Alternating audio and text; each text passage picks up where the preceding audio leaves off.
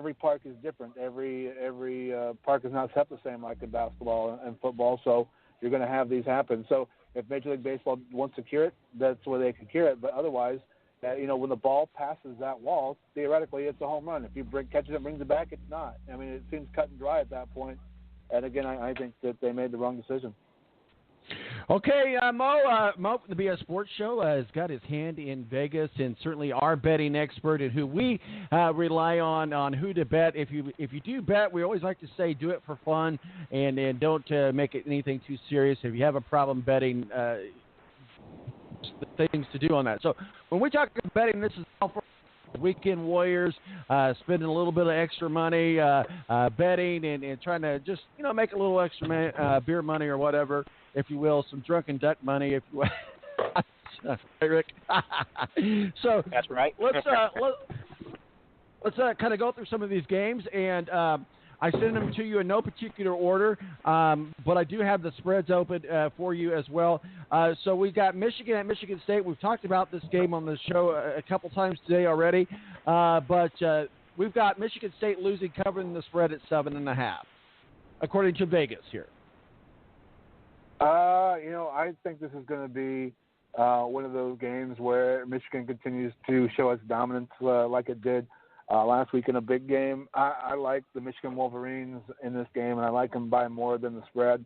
We've seen Michigan State be tough, taking down, rivals like Penn State. But, I think this means a lot to Michigan this year. Jim Harbaugh is really trying to put his stamp on this Michigan program, and I think they found their quarterback in Shea Patterson. I'm taking Michigan and giving the points. So we got North Carolina State at Clemson, and they got Clemson winning at a minus 17.5. Yeah, I mean, it's a big point spread, but, you factor in everything that Clemson's done. They've played some tough games. They played some close games. They made the change at quarterback. It's a lot of points. It's always so hard on these games. These are games normally that I stay away from when they're these big double-digit point spreads because you just never know on a Saturday. If I was forced to bet it, I would probably take Clemson and give the points, but this is a game normally that I would stay away from just because of the point spread. Let's talk a little bit about, we talked about this game earlier, and that's Penn State and Indiana. Indiana, I think, can do a good job against Penn State. I'm actually kind of disappointed in Penn State this year, but they've got Indiana plus 14 with a Penn State win. Yeah, it's a lower point spread than I would have thought normally, but after the loss, Penn State suffered again the second in a row last week. It lowered the point spread. To me, it lowered the point spread enough to take Penn State. If you're going to bet Indiana, I always only bet them usually like in the first quarter, maybe the first half. But after two losses in a row, you would think that James Franklin would have his team ready just to try to destroy somebody. And unfortunately, I think it's going to be the Hoosiers of Indiana. I would take Penn State against my heart. But again, that's when in betting you want to stay away from betting your heart and bet your head. I'm going to take Penn State and give the 14. Rick, you got any particular games that you want to talk with Mo about before we go through some of these other games or point spreads or anything like that?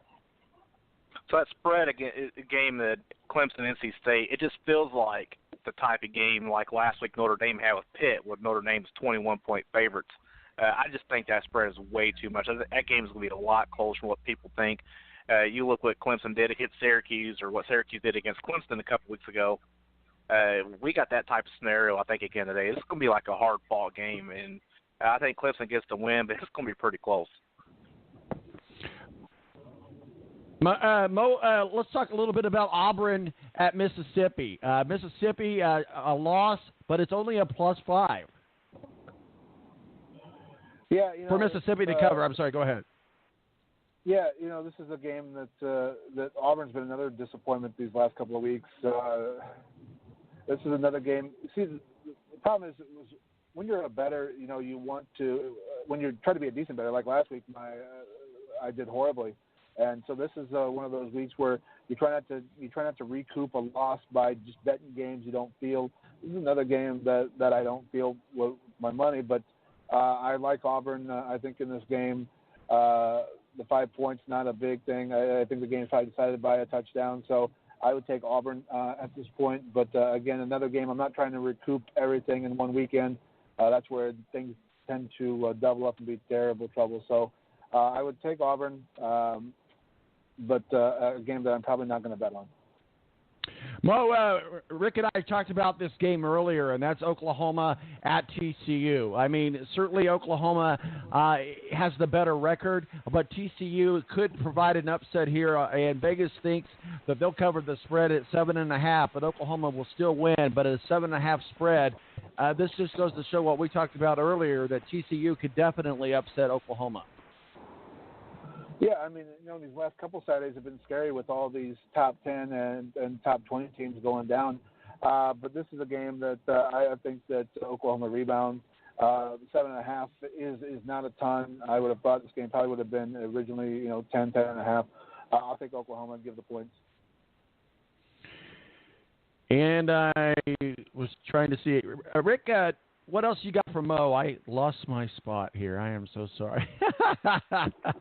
That's all right. I'm out of it, too. I got that to promote at this point. I was just on the Great Clips app, and I checked myself in. So for a haircut right after the show here, I'm out of here. So, Mo, do you use that app? Is there a Great Clips up in northern Indiana? I do. I use the app, and I try to find there's a bunch of them, so I try to find the one that has the least amount of check-in time. But it's very key if you're going to the Great Clips to make sure to keep their notes so that way you're getting the same type of haircut every time and not getting all the crap that you could get with some stylists who aren't the best. Hey, and the Great Clips, if you're listening, the balance is sitting here waiting on your sponsorship dollars for all that free advertisement you just got. But my favorite thing about checking online is there'd be a huge line of people in there waiting to get the haircut, and you just show up because you checked it online. You get to go in front of all those people, and they look at you like, what the hell? So that's my favorite thing about the whole thing. Well, like Chick-fil-A in the app, if you order on the app, you can just pick up your food. Just actually go to the drive-thru now if you've got the app. By golly, Chick-fil-A breakfast. We're going to get all kinds of sponsors here. Chick-fil-A, Sports Clips is who I go get my haircut because I get a nice scalp massage. They give me a massage. I tell you what, it's all good. They don't give happy endings though, so we don't want to give them the bad name or anything like that. Oh, geez. All right. All right, Mo, let's get into some of these NFL games. Tennessee and the Chargers across the pond in London. Real quickly, before we get into this game, guys, what do you think about the NFL having expansion teams in London? I as you all know, I'm a big fan of Clay Travis. He's actually over there this week, been doing a show all week from there. He says that the love of the NFL is like none other that he's ever seen. In fact, Wembley Stadium actually opens up the stadium, and they run American NFL games in the stadium when during the game. So we'll start with your Mo. What are your thoughts about an expansion team to London, Mexico? I'm not a big fan of it. I guess call me American, get off my lawn. This is my country. I don't want my football going anywhere else. I mean, just like we don't want Canadian football here, expansion leagues here, I think the NFL needs to stay within the United States. Give Honolulu a team.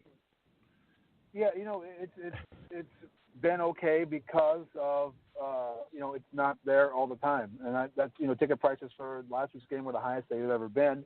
But if you give them 8 games, does that hurt it somewhat, the specialness of it? I mean, the thing is with it, I don't think you have to worry immediately because Sean Khan, the owner of the Jacksonville Jaguars, has rescinded his offer to buy Wembley Stadium, which I think shows that Jacksonville is probably not going to be the team that does go over there, which has been the rumored team for how many years now. So I think Shad Khan not wanting to buy Wembley Stadium and rescinding his offer will keep all the teams in the USA for at least right now. Mo, what are your thoughts about the NFL getting expansion teams across the pond? You mean Rick? You mean me? Yeah, Rick. I'm actually cool with it. It's just how's it going to work with the travel and the time difference? But waking up at my time anyway, 8 o'clock in the morning on Sundays, and there's football on is actually great. I love that. So in that sense, I'm cool with it. I'm not uber American thinking that American football should just be here in the 48 states, or maybe we give Alaska and Hawaii a team or something to keep it here to 50 states. If it wants to expand to London, I'm cool with it. I just don't know how it will work with the time difference and the what effect did it have on teams that traveling and the time difference and everything. Well, that story's been yet to be told, Mo. Let's go ahead and put our money down on some games, and we'll talk about that game there. The L.A. Chargers minus 6.5 is the spread from Vegas. I like the Chargers in the game. Tennessee's output the last couple weeks has not been great. The one thing I like that the Chargers did is after the game in Cleveland, they spent 4 days in Cleveland last week and then made the trek over to London so they didn't have to go all the way back to the West Coast. I think that helps them somewhat as well. I like the Chargers, their offense. I like the Chargers in this game, and I give the points. Let's go over to the AFC, stay in the AFC South. Houston at Jacksonville. Jacksonville at minus 4. This Houston team has come on as of late. We saw the Jaguars defense give up a ton of points the last 2 weeks in a row. I don't know if they're the defense we had counted on. I like the Texans to continue. I'll take the Texans and take the points. Baker Mayfield at Tampa. Tampa Bay minus 3.5. Tampa has been mediocre at best lately. Even though they had a setback last week, I like the Cleveland Browns in this game. I'm going to take the Browns and take the points. Carolina at Philly. Philly minus 5. I picked this game. I put my money on Carolina. You can be under a touchdown against the world champs, and the running game has not been great with injuries for this football team. I like Carolina. I like Cam Newton against this defense. I took Carolina and took the points. Guys, we're both homers here. We're all homers around the Indiana area. We all like the Colts except for Rick doesn't like the Colts, but he does like to talk about the Colts. We got the Colts host Buffalo, Indianapolis minus 7.5. We'll start with you, Mo. What are your thoughts? Well, the line's higher than it would have been because they're at their third-string quarterback with Derek Anderson. The injuries for the Colts continue to be bothersome. I think the Colts win this football game. The line scares me at 7.5. I would probably take Buffalo and the points because I think the Colts win the game, but I don't know if they win by more than a touchdown. Rick, what are your thoughts on the 7.5 spread? Indianapolis, Buffalo at Indianapolis. This has got to be a win for Indianapolis. I keep saying this, but this just seems like an obvious statement.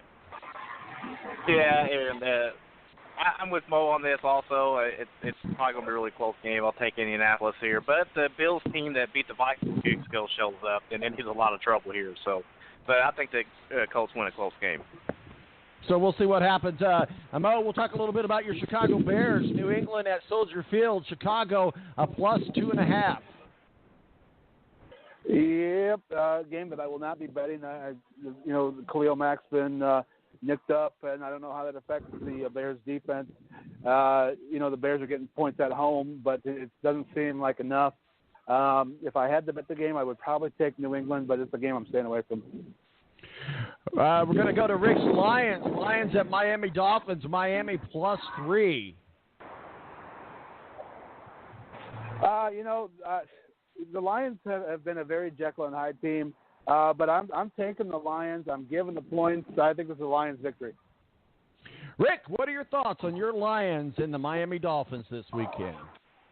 Agree, even though earlier I said I didn't know what to make of them just yet because, they played great against New England and Green Bay, but these lower-level teams, they can't really seem to get it going against. But I'll go with Mo. If the spread's 3, I think the Lions win by a touchdown. Interesting game here. We'll kind of wrap things up here because I know that Rick's got to get a haircut and Mo's driving. But I did want to get thoughts on these L.A. Rams. They are real deal. They are legit. They're at San Francisco. The spread is 9.5. San Francisco. Yeah, I wonder what C.J. Beathard is going to show up. He was able to hang with the Packers last week. Rams continue to win. I don't like the spread, but I do like the Rams a lot. I'm going to take the Rams and give the 9.5. All right, let's get the Monday night game. The Giants at Atlanta. The Giants are not good at all. Falcons are doing all right. Atlanta minus 4. I don't like either one of these teams, quite honestly. I think they're both terrible at this point. But Atlanta is at home. You usually give 3 for that, and I think they win the game for the extra point. So I will take it.